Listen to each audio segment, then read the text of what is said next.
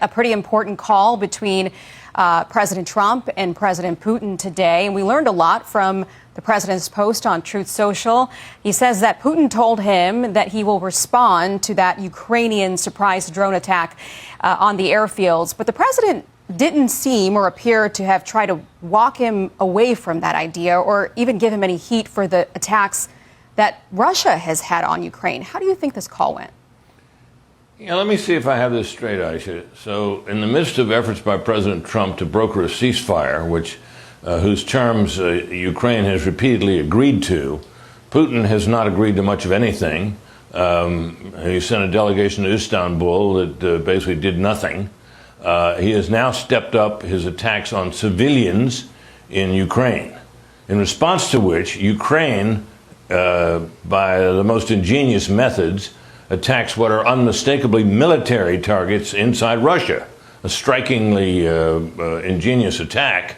Now Putin says, well, I'm going to have to respond to that, as if to say to the president, well, Mr. President, I'm sorry, but we can talk about peace later, but in the meantime, I got to respond to this. And the president, although there may be things in this call that we don't know about, but based on what his statement said, he seems to think, well, okay, then we'll deal with it later.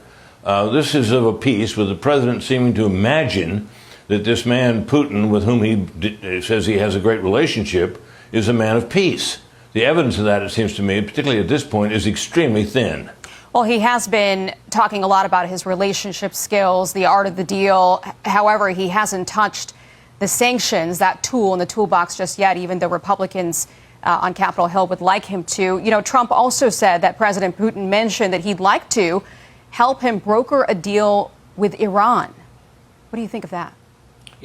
Yeah, that's great. Let's have the great peacemaker Putin come in, who has been, by the way, an ally of Iran, which has been helping Russia in its war against Ukraine. Let's bring them in to help with Iran. Well, maybe they could, and maybe Putin would, but that doesn't change the fact that when it comes to this war with Ukraine, which Putin started by invading the country, he's been anything but a peacemaker and anything but willing to negotiate peace. The president, meanwhile, seems to think that somewhere along the way here he'll be able to broker a deal. I think it's a tough situation, and I think the president does have leverage, which he could use. Secondary sanctions on countries buying oil from Russia could choke off the means, the funds by which he's financing this war.